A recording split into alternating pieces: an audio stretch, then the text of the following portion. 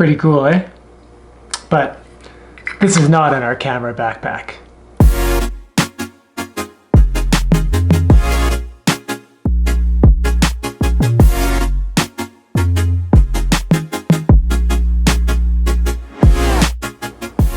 It's actually my first coffee of the day, surprisingly, and I definitely need it. I don't know if you can tell. A little bit tired, but check out this cool mug.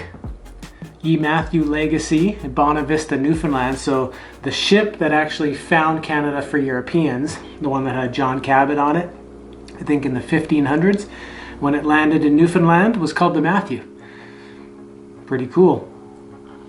All right, let's get started. So a few people lately have been asking us what's in our camera bag. So we've actually thought about doing these videos before. We've seen other people doing them. It's kind of cool.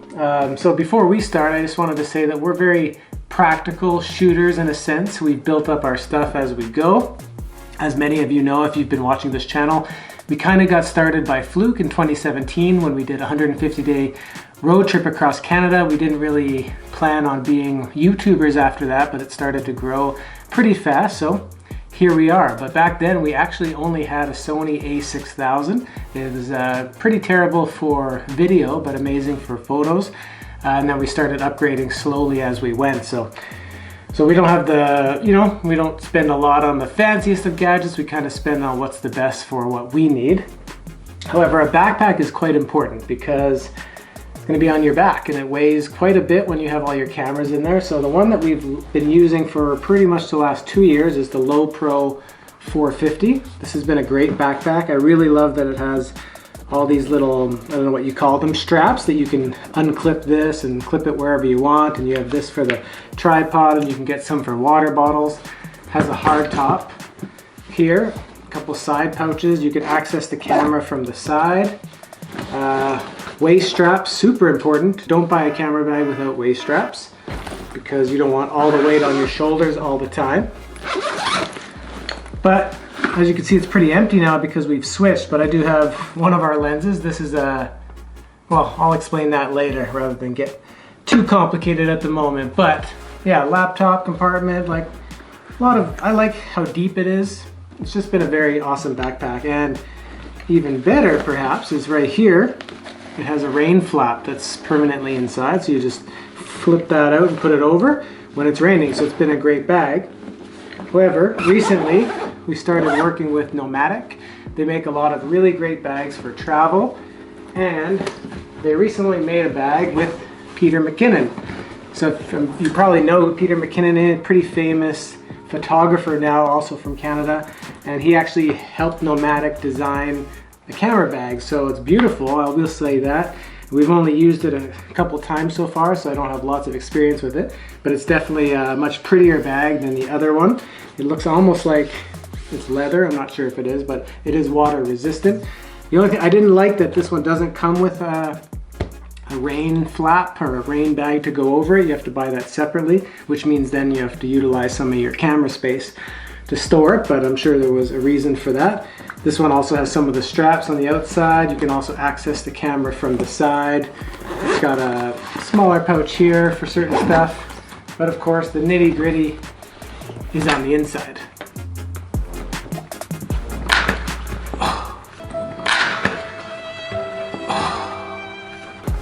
Ow!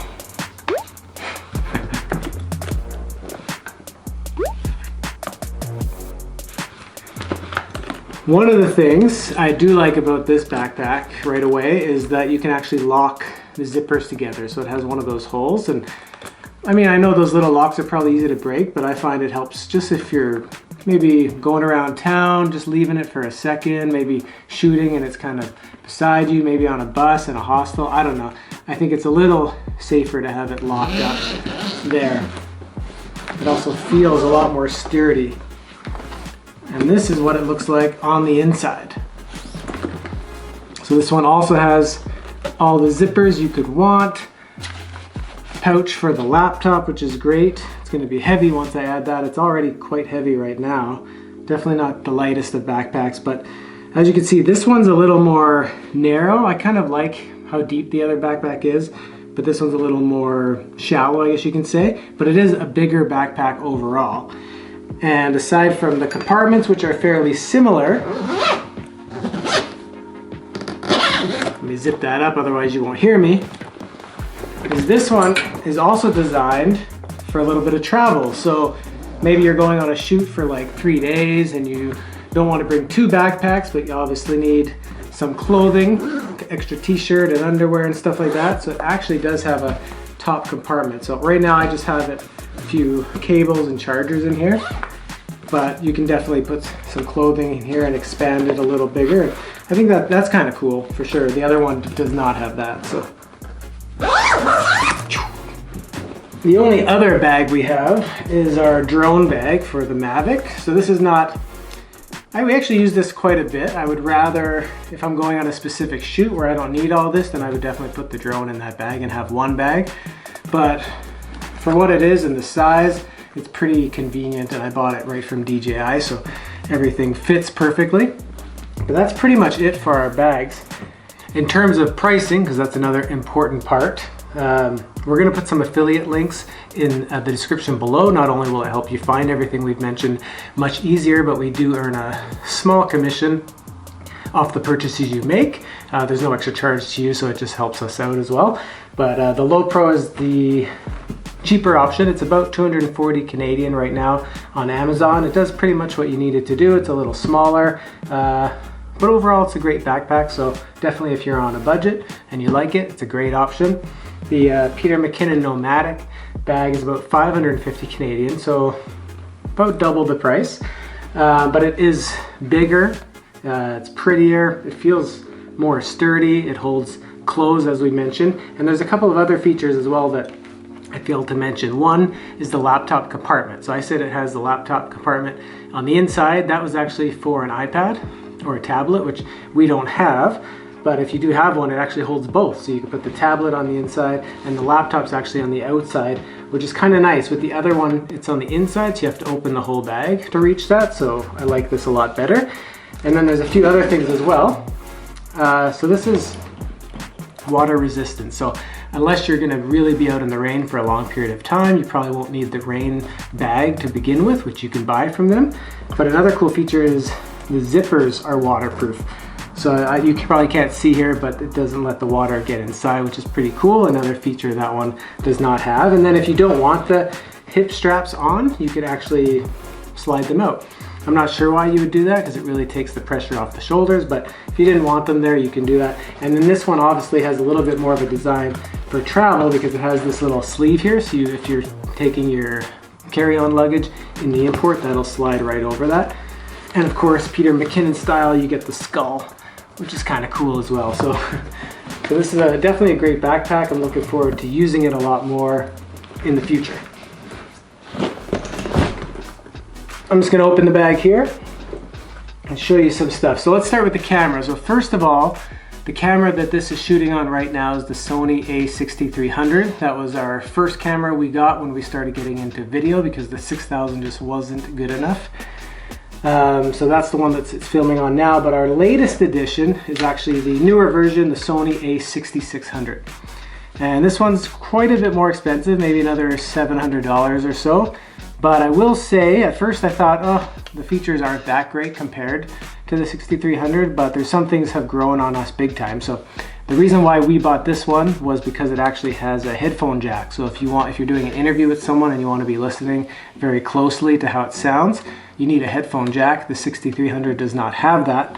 So that was the primary reason actually. We also needed a second camera in general, so we upgraded. We were gonna go full frame, but surprisingly the video quality is literally exactly the same. But it's a little better for photos, or maybe a lot better, but it's also a lot heavier, bulkier, and more expensive, and requires different lenses than what we had. So we went with this one. But another cool feature is that the LCD flips up. This has been helpful when doing an interview on both of us. And so another feature that I actually didn't think was that great, but now I love it maybe more than anything, is the big battery. So this one actually takes the same battery as the full frame cameras. The 6300 uses the smaller battery and they die quite quickly. These ones I find can last you pretty much the better part of a day. So they're really great in that case. I do wish it had a dual memory card slot, which the full frame does, but Anyways, I'm sure there's lots of other features we won't get into, but overall it's a great camera, has a really great feel to it, and the mirrorless cameras from Sony are really great for doing video. So I think whether you go with the 6100 or anything above, they're very good. Then of course is the lenses. So the lens we actually have been using almost always is the lens we've had since the beginning. I can't remember why. I think I also researched on YouTube and found other people using it, but it's the Sony 18-105 f4. It's about $700 or $800. It's been just a great like workhorse. The fixed aperture is great for video, and 18-105 is pretty much everything you could want. I wish it could go a little wider, but I mean, once you get into that, it's a whole different game anyway. But yeah, it's been great. The focus is great, quality is great, it's not that expensive, and it has served us well over the last couple of years. The lens that we're using right now to record this with is one of our latest ones. It's a Sigma 16mm f1.4.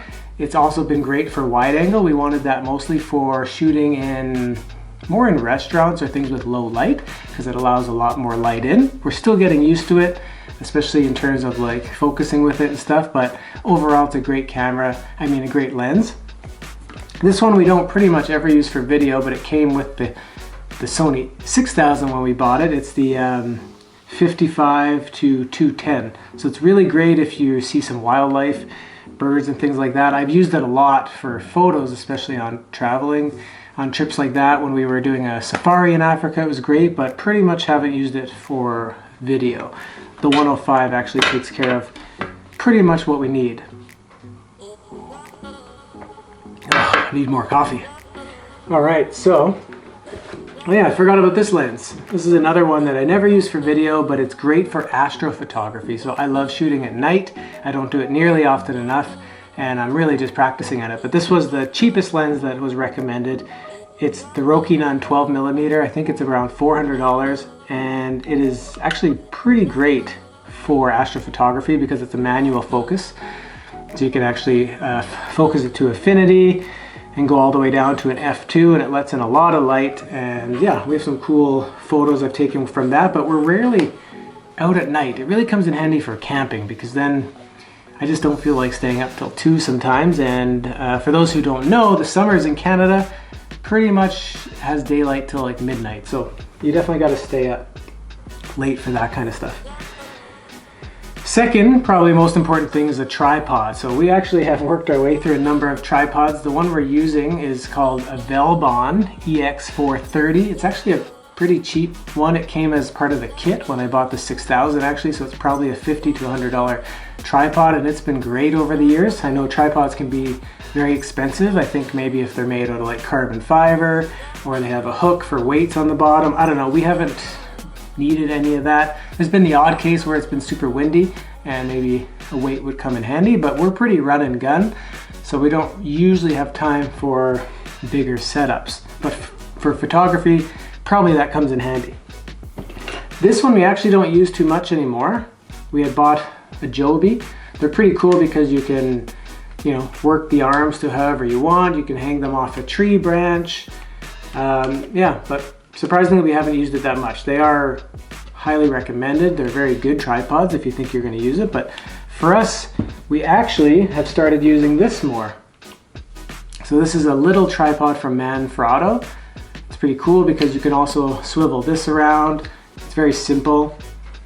That's it, but what we use it for actually a lot is for handheld. So a lot of the times we're like recording ourselves, and it comes in handy because you can easily hold it, and it just allows you to better have grip of the camera when we're recording both of us, especially like vlogging style. And that one's only like 40 bucks, so that was a pretty good investment. Then of course we have the gimbal. This has also been an amazing investment. This is actually, I think, the Zhiyun Crane 2, or the first one. It's pretty old now, it's like 3 years old. Still works great considering I probably never balance it 100% properly. These are really great for, if you can use it as much as you can, then it definitely improves the shots. No doubt, makes everything smoother. You can do lots of cool pans, stuff like that. We use it especially when we're getting like landscape videos and stuff like that, or if something's moving a lot. We probably should use it more, but we kind of started getting a little bit lazier because of some of the technology with GoPro now, which I'll explain later. But it's also sometimes just a hassle, especially when you're on the go and you're run and gun, unless you can leave it on here the whole time, but it adds some weight, is having it balanced all the time. It takes some time to balance it, but it is great. But when you're on hikes and stuff, it definitely adds to the weight. So that's what moves us to the GoPro. So now we actually have two GoPros. Where are they now? Here they are. So surprisingly, when someone asked us the other day what we generally use, it's pretty much the Sony A6300 or the 6300, one or the other, with one of the lenses and a GoPro. That is pretty much, if we didn't have room or just like hiking, that would be what we would bring, and this little tripod as well. The GoPros are pretty amazing now. We had some issues with the 8 that was starting to make us not like GoPro, but overall you can't beat them. We now have the Hero 9. This really is, man, we use this a lot. That's all I can say. It's really impressive what they've done with such a little camera. I mean, you can go in water with it, you can take it skiing and stuff like that. It's super tiny, it fits in your pocket. This little tripod that you can buy from GoPro, even though it's crazy at like $60 for plastic, but anyways, it does the job. You can extend the camera, fold it out, hold it, goes a little further like this. We actually have it on here all the time, it's great. But what's cool about the Hero 9 is three things. One, the quality of the footage is amazing. It now goes up to 5K, which is crazy. We don't usually do that because that takes up a lot of space. But the quality overall is amazing for what it does. And it has that hyper smooth technology now. So it actually, even using it for skiing, which is like very bumpy, you're going fast, sometimes like 50, 60 kilometers an hour, and it'll make it smooth. So to me, we use this a lot for hiking rather than the gimbal, because the gimbal is just such a hassle when you're hiking in the mountains, when you can just take this out and talk. Plus, what we used to not like about the old GoPros is the quality of the sound was very bad. And now I actually find it pretty good. Like, as good as definitely the onboard sound on the Sony cameras. Of course, it's not as good as the Rode mic, which is what we're filming this with, but for what it does, I mean, it's very good, especially for YouTube videos. So another very important thing when doing video is sound. So of course you can't see the mic we have right now, but the one we pretty much use all the time is the Rode Video Mic Pro. It's a shotgun mic. We have it in one of the holders on the camera there with the little wind dead cat thing that stops different sounds from getting in there. It's been a great mic. We also used to have the Rode, I think they're called Go. So they're the little ones that attach to you. They're kind of like a lav mic, and they record wirelessly. Those are actually great for filming in restaurants and where there's more sound. The only reason we sold them is because when there's two, well, it kind of sucks because they only come with one.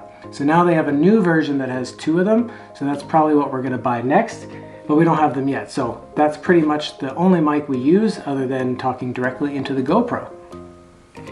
Something that's new in our camera bag, as if you've seen our latest video about views at night in Calgary, is lights. So we've actually never worked with lights, which is very surprising, but now that we have them, we're like, how did we do this for so many years? So definitely I could recommend getting a light as well. Maybe you don't need something this big. So these are the lights from Lume Cube. I'm just gonna turn it on there. Oh, what did I do? What did I do? Is it on yet? There we go. Uh-oh. Oh, the battery's dying, so. Well, anyways, you get the idea. You don't really need to see it. Very, very bright light. But another cool one, I think this is close to $200, but for about $50 or $60, they have the Lume Cube Mini. And this one is actually, for the size of it, it's pretty amazing. Right? Probably I should have, now that you see this, you're like, you should have been lighting this shot the whole time. And you're probably right. I can't see it because Carla's not here right now. So I'm just doing this myself, but oh well. Anyways, as you can see, it fits in your hand. You can use this with the GoPro. You can use this with a mount with your phone. You can use it on a mount right on the Sony, and it just makes it a lot better, especially in darker situations, and especially if you're trying to light up your face. I've noticed that a lot when doing interviews on the computer. So at the beginning of the video, I mentioned the little bag for the DJI. So another thing that we use is a drone. So right now I have the Mavic 2 Pro, or is it the Mavic Pro 2? No, the Mavic 2 Pro. This thing's awesome. I must say, I love this drone. When I did the Road to 150, the 150-day road trip across Canada, I had the Phantom 4, which was also a great drone, but what's nice about this one is it's like it folds up to be like a quarter of the size. For the Phantom 4, I needed a backpack specifically for the Phantom that was this size, so quite inconvenient. This one, I mean, if we didn't need the gimbal, it fits easily in there, as well as a couple batteries and the remote. I just think it's pretty amazing what they've done with drone technologies these days. This thing's like $2,000 Canadian, maybe a little more with the Fly More kit, which you need because you definitely need more than one battery. But it takes amazing quality 4K footage, has a 1-inch sensor, actually bigger than the one on the Sony. And yeah, it's captured some great footage. Of course, as you know, there's lots of rules with drones, so I don't recommend them for everyone because, I don't know, they're more good at capturing, you know, that added nice B-roll of a landscape, which is great, but of course, there's so many laws around it. In Canada, we need a license. I had to take a course, an in-person course. I got approved for that. You need insurance. I don't know if you need it anymore, but when you're working with companies and parks and stuff like that, you do. You need like 2 to 5 million in liability insurance. So that has a fee of maybe, you know, $500 a year, let's say. Then the price of the drone. Then you have to know who to call when you're going to do stuff. You need to get permissions and Phone Transport Canada, and all kinds of stuff we want to get into here. But if you're willing to go through that kind of work, it's great. Another option which we've considered is getting the Mavic Mini, which actually escapes or diverts a lot of those laws that are in place, such as in Calgary. You can actually fly it almost anywhere if it's under 250 grams. So tempting, really very tempting. Maybe I should buy one right now. No, I should not do that yet. Another thing you'll need, I have some hard drives. We always bring 2 hard drives with us on the road, as well as a computer. And ours are kind of old now. We probably should upgrade pretty soon, but we just buy the ones that are built for durability and strength on the road. And we have 2 so that we upload footage to one, and then we back up that one just in case you don't want to lose your footage. Once we're home, we actually just buy pretty much the cheapest hard drives you can get. This is an 8 terabyte Seagate that was like $150, and we back stuff up on that. Some people go through much greater lengths to back up footage. I just always feel like, I mean, I don't think we're filming for Nat Geo, but I try my best to back it up on at least 2 hard drives. That way if one goes, you still have one. And yeah, I really would like to just back up online, but we have like 16 terabytes of footage now, so it's getting harder to do that kind of stuff. So the only other thing that I definitely recommend getting if you have cameras is something like this to blow off the dirt. One of the downfalls of the mirrorless cameras, I guess it's a pro and a con, is it's a little easier to get dust on the sensor because there's nothing to block it. However, it's easier to clean the sensor because there's nothing blocking it. So I don't know, I've never really used SLRs or digital SLRs that much, especially for video, but you definitely need cloths to clean the lenses and this kind of stuff. The only other thing we have is a circular polarizer filter or a UV filter, which is pretty much a clear lens that we put on that just keeps the main lens from getting scratched. And the circular polarizer helps when you're in kind of high sunny situations. But honestly, I barely have used those in the past, especially with video. I'm not saying you don't need them, but if you're just starting out, you don't necessarily have to worry about it right away. With the drone, you do. You definitely need an ND filter. I also recommend getting a strap before I forget, because the straps that come with the Sonys are not very good, and when you want to switch it to the gimbal, it's very annoying to have to like take off a strap every time because you don't want it tangling up and shifting the weight. So we got these from Peak Design.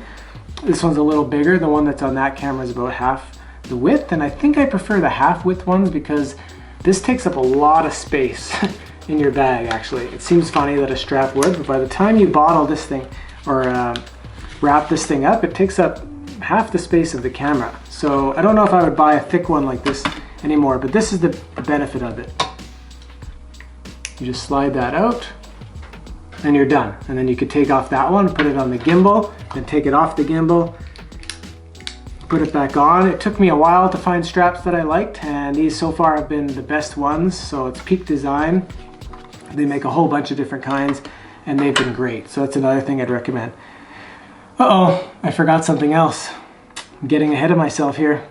Small rig. If you look up small rig, they make these little like metal rigs, small rigs, that go on cameras, not just the Sonys, but this one specifically for the 6600. And this is where it comes in handy, is it has, I don't know if you call these hot shoes, because a hot shoe is this one, and it has power. These ones obviously don't have power, but they're the same shape, so you can put like a mic here and the Lume Cube light here, and if you needed something else, I'm not sure what, you could put it here. We got it mainly because when you flip this up, well, now if your mic's in the way, so we bought this so you could put the mic on the side or here, but now you can use both. So it all depends. Maybe you don't need it right away, but it's like 50 bucks or less. It screws on there, and it's been an amazing help. Actually, we need to get one for the 6300 now that I think of it. So anyways, I hope you liked this episode. I hope I went in. I didn't want to go too much into detail and everything because that would really drag on a long time. I just wanted to give you an idea of what's in our camera bag. Many of you have asked sometimes what we use to capture the beautiful videos and photography, which by the way, thank you if you think that, that's awesome. We've never really considered ourselves photographers or videographers. I guess we are, but it's just kind of funny. It's not like either one of those is not our full-time thing. We kind of combine it all with the website and everything. So, but yeah, I guess we are. So I hope you like this. I hope we helped. If you have any more questions, leave them in the comments below. We'll definitely get back to you if you want us to go more in depth into certain stuff or how to use it. That could be cool too. Just let us know. We love hearing from you, really. So yeah, other than that, if you like this video, make sure you hit that subscribe button. Hit that thumbs up so we get a lot of likes. Turn on those notifications so you don't miss our videos. And if you want to know more about traveling in Canada, visit our website at mustdocanada.com. Wait, before you go, did I mention all the accessories that we don't often bring with us unless we need them? We have like suction cups for the GoPro, chest mount, head mount, every mount you can think of, landing pad for the drone. We have this little gadget pole for the GoPro when we're going scuba diving, and so many cords and cables. Oh God, so many.